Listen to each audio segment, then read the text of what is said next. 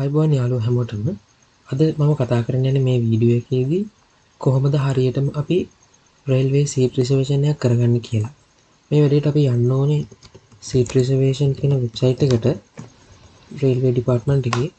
ඒක නිකම්ම seat reservation කියලා සර්ච් කරාම අපිට ඒ වෙබ්සයිට් එකට යන්න පුළුවනි. මෙතන මේක තමයි වෙබ්සයිට් එක අපි යන්න ඕන එක.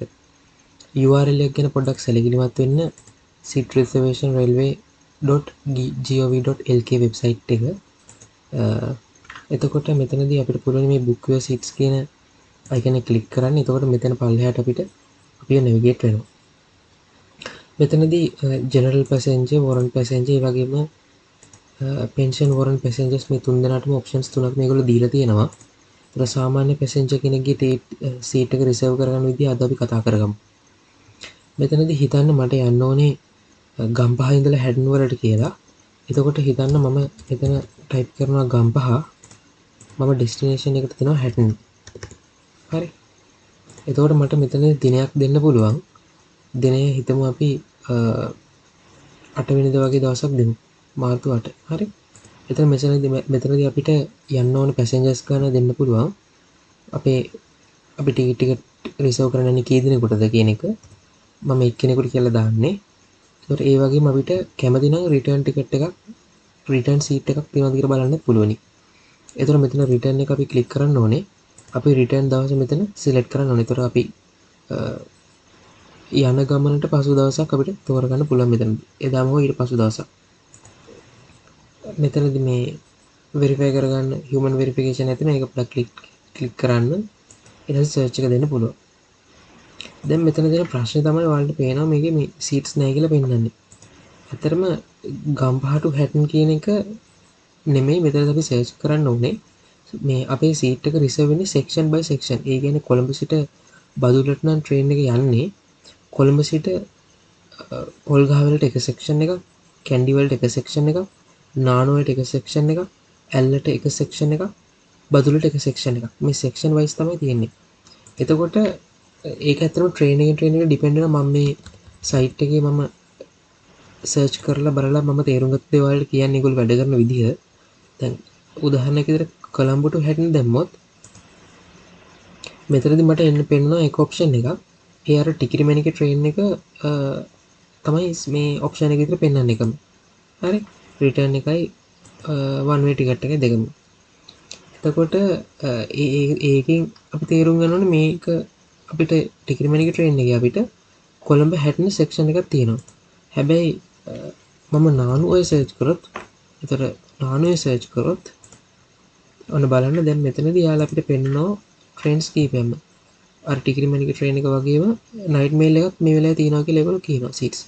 රිටර්න් ටිකට් එකට ගියොත් පොඩි මැණිකේ උඩරට මැණිකේ මෙතන ටිකිරිමැණිකේ ට්‍රේන් එක LODC නයිට් මේල් කොම් ඔප්ෂන්ස් ටික තියෙනවා ඒ ටික. ඒතර අපි තේරුම් ගන්න ඕනේ තමයි අපි යන්න ඕන ඩෙස්ටිනේෂන් එක අනුව අපි ගමන පටන් ගන්න තැන අවසන් වෙන තැනයි ඒක අපි හරියටම තේරුම් ගන්න ඕනේ අපි ඉන්න සෙක්ෂන් එක මොකක්ද කියලා. ඒතර පළවෙනි පාර ආවේ නැත්නම් ගොඩක් දුරට බදුල්ල ලයින් එකේ නම් හැටන් බදුල්ල ලයින් එකේ නම් නානෝය ඊට පස්සේ ඇල්ල බදුල්ල ඒ ටික තමයි සෙක්ෂන්ස් විදිහට යන්නේ. ඒතර කොළඹ ඉඳලා පටන් ගන්න එහෙම දැම්මනම් හරි. එතකොට මෙතනදී මම කොළඹ ඉඳලා මට හැටන් වලට යන්න ඕන නමුත් හැටන් වලට නැහැ. ඒතකොට ඊට පසුව හම්බෙන ස්ටේෂන් එක වෙන්නේ මේකේ සෙක්ෂන් එකේ ඉන්ක්ලූඩ් වෙන්නේ නානුවේට. කොළඹ ෆෝර්ට් ටු නානුවේ මම සිලෙක්ට් කරා. මම ගමන යන ඕන දවසේ මම 8 වෙනිදා දෙනවා. රිටර්න් ඩේට් එක මම 9 වෙනිදා දෙනවා.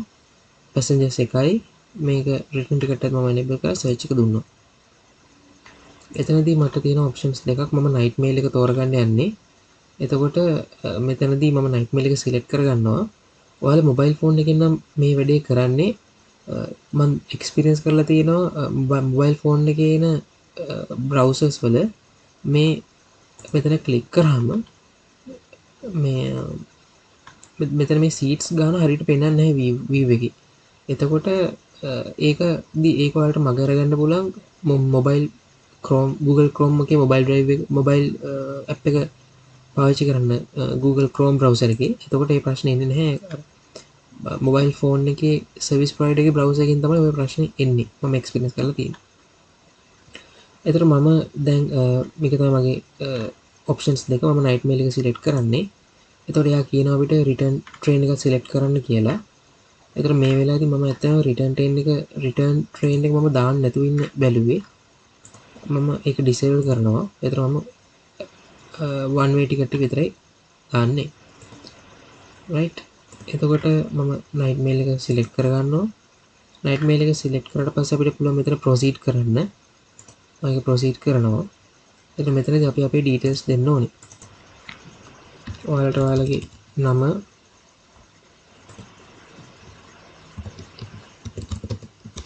ඒ වගේම gender එක, email, මෙතනදී email NIC valid details දෙන්න. මොකද email එකට සහ mobile number එකට ඔයාගේ seat reservation එකේ ticket එක, ඒ අදාළ doc එක ඔයාගේ මේ email එකටයි email එකට තමයි එන්නේ. mobile number එකට තමයි alert එක එන්නේ. ඒ නිසා මේවා හරි නිවැරදි data input කරන්න ඔයාලා අනිවාර්යෙන් මතක තියාගන්න. NIC එකත් අනිවාර්යෙන් හරි NIC එක දෙන්න. මොකද සමහර වෙලාවලදී ටිකට් චෙකර්ස්ලා ඇවිල්ලා චෙක් කරොත් මෙතන NIC එකත් එක්කලා ප්‍රශ්නයක් තිබුණොත් ඔයාලට ඔයාගේ ටිකට් එකේ NIC එකයි ඔයාගේ NIC එකයි අතර වෙනස්කමක් තිබුණොත් ඔයාලට සමහර විට ප්‍රශ්නයක් මතුවෙන්න පුළුවන්. ඒ නිසා NIC එක ගැන සැලකිලිමත් වෙන්න. මොබයිල් නම්බර් එක මම දුන්නා. ඔයා ෆොරින් කෙනෙක් නම් ඒගොල්ලන්ට NIC නැත්තම් පාස්වර්ඩ් ඔප්ෂන් එකක් තියෙනවා අපේ ෆොරින් හෝ ලෝකල් පැසෙන්ජර්ස්ලාට. එතකොට මේ තමයි මට තියෙන ඔප්ෂන් එක. නයිට් මේල් එකේ third class sleepers තියෙන්නේ. ප්‍රයිස් එක 1500යි. available tickets ගාන 13යි. එතකොට මම ඒක තමයි මට තියෙන එකම ඔප්ෂන් එක. මම ඒ ඔප්ෂන් එක සිලෙක්ට් කරා. එතකොට details ටික summary එක බලන්න check කරගන්න. night mail train එක start Colombo Fort destination නානුවය 8 වෙනිදා. time එක ඒගොල්ලෝ දීලා තියෙනවා. schedule time එක passengers එක්කෙනයි. third class sleepers 1500 price එක. මෙතනදී අපිට මේ terms and conditions approve කරන්න ඕනේ. මෙතනදී මේ terms and conditions ඒගොල්ලෝ පෙන්නනවා. ඒක පොඩ්ඩක් ඔයාලා go through කරන්න කැමති නම් මෙතනදී අර ටිකට් එක cancel කරන එක සම්බන්ධ ඒගොල්ලෝගේ රෙගුලාසි ටික සඳහන් කරලා තියෙනවා. ඊට අමතරව ගෙන යා හැකි භාණ්ඩවල බර ඒ වගේ දේවල් සඳහන් කරලා තියෙනවා. ඒ විස්තර ඔයාලට කියවන්න පුළුවන්. මම මේක ඇග්‍රී දුන්නා. ඊට පස්සේ මම පේමන්ට් කරන මෙතඩ් එක මට එන්ටර් කරන්න පුළුවන්. මතක තියාගන්න මෙතනදී සර්විස් charge එකක් ඇඩ් වෙනවා අපේ ටිකට් පේමන්ට් එකේ cost එකට අමතරව 5% මේ පේමන්ට් මෙතඩ් තුනෙන් ඕන එකක් ගත්තත්. මම ඔප්ෂන් එක දෙනවා. මම චෙක් අවුට් දෙනවා. මේ page එක load වුණාට පස්සේ අපිට පුළුවනි අපේ card details add කරගන්න. card details ටික හරියට enter කරලා ඉවරලා අපිට පුළුවනි මෙතන pay කරන්න. ඔයාලගේ බැංක් එකේ service provider අනුව ඔයාලට OTP එක enter කරන්න ඉන්න පුළුවන්. දැන් අපිට confirmation page එක එනවා. main passenger information ටික check කරගන්න පුළුවන්. ඔයාලට reference number මේ ටික තියෙනවා. අපිට proceed to complete දෙන්න පුළුවන්. මේ තමයි අපේ railway seat එක reserve කරගන්න දාල ටිකට් එක. එතකොට මේක e-ticket එකක් විතර එන්නේ. මේකේ details ටික තියෙනවා. අපේ ආරම්භය, ගමනාන්තය, දිනය, වේලාව, ගෙවීම කරපු ආකාරය වගේ මෙතන seat number එක තියෙනවා. ඒ details ටික තියෙනවා. මේක අපිට download කරගන්න මෙතන option එකක් තියෙනවා. මේ PDF එක ඔයාලා අනිවාර්යෙන් ගමන යද්දී අරගෙන යන්න. මේ QR code එකෙන් මේ details ටික verify කරගන්නත් පුළුවන්. මේ doc එක අනිවාර්යෙන් ඔයාලා අරගෙන යන්න ගමන යද්දී. සමහර අවස්ථාවලදී ටිකට් අපි ගන්න අපේ රේල්වේ ස්ටේෂන් එකේ කවුන්ට් එකට දුන්නාම එයාලා මේක print කරලා දෙන අවස්ථාවක් තියෙනවා. සමහර අවස්ථාවලදී ඒක අවශ්‍ය නැහැ. මෑතදී නම් ඒක අවශ්‍ය වුණේ නැහැ. doc එකේම මේ PDF document එකම ඒගොල්ලෝ බලනවා මේ train එකේදී කිසි ප්‍රශ්නයක් වෙන්නේ නැහැ ඒක. මේ doc එක ඔයාලා ගාව මේ ප්‍රවේශමෙන් තියාගන්න. ඕක තමයි මෙතන තියෙන ප්‍රොසීඩියර් එක. දැන් අපි සීට් එක රිසර්ව් කරනවා ඉවරයි. මේක තමයි තියෙන ප්‍රොසෙස් එක. අද මට කතා කරන්න ඕනේ මේ වීඩියෝ එක ගැන. මෙතනදී වැදගත්ම දේ අපිට අර සෙක්ෂන් එක අනුව වාසිය ගන්න පුළුවන් එක. මෙතනදී මට ඔයාලට පෙන්වන්න තව වැදගත් දෙයක් තමයි හිතන්න අපි කොළඹ ඉඳලා බදුල්ලට ටිකට් එකක් රිසර්ව් කරන්න යන්නේ කියලා. රයිට්? එතකොට අපි දාමු දින මෙහෙම රැන්ඩම් ඩේට් එකක් දාමු. මම රිටර්න් ඩේට් එකකුත් දානවා. මෙහෙම. මේක අපි සර්ච් කරොත් අපිට යාලා පෙන්වන්නේ කිසිම සීට් එකක් නැහැ කියලා. one way journey එකට. රිටර්න් එකට යාලා මේ වගේ ඔප්ෂන්ස් ටිකක් දෙනවා. මේ අංක ටික පොඩ්ඩක් බලාගන්න සීට් නම්බර්ස් ටික 31 33 86 මේ වගේ ගණන් තියෙනවා. රයිට්? ඔප්ෂන්ස් හතරක්. උඩට පොඩි මැණික උඩට මැණික yellow ට night mail. එතකොට හිතන්න මම මේක වෙනස් කරා කියලා 98ට වෙනස් කරොත් දැන් මට කලින් බදුලට one way ටිකට් තිබුණේම නැහැ. මම 98ට වෙනස් කරොත් බලන්න මට ට්‍රේන්ස් දෙකක මට ඔප්ෂන්ස් පෙන්වනවා ඒගොල්ලෝ. එතකොට ඒ කියන්නේ ඇත්තටම කොළඹ ඉඳලා බදුල්ලට මේ සීට් එක available. බදුල්ල ඉඳලා කොළඹ ඉඳලා 98ට මේ සීට් එක available. 99 ඉඳලා බදුල්ල හෝ 99 සිට ඇල්ලට තමයි මේ සීට් එක රිසර්ව් වෙලා තියෙන්නේ.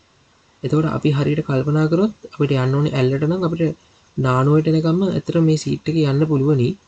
ඊට පස්සේ අපිට වෙන කම්පාර්ට්මන්ට් එකකට මාරු වෙන්න වෙනවා.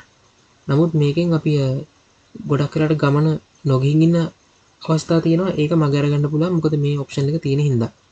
මෙතන බැලුවත් මේ කලින් සීට්ස් ගන්නට මෙතන අනිවාර්යෙන් වැඩි ඇති. මේක මට අතන පෙන්වන්න පුළුවන් උනේ මේ අපේ ගමන පටන් ගන්න තැන අවසන් වෙන තැන අතර මේ සෙක්ෂන් ගැන අවබෝධයක් තිබ්බොත් අපිට ඇත්තටම අපි හොඳට කල්පනා කරලා අපිට available seat එක හොයාගන්න පුළුවන්. ඔය ටික තමයි අද මට කතා කරන්න මේ වීඩියෝ එකේදී. අපි තවත් වීඩියෝ එකකින් හම්බෙමු. Thank you හැමෝටම.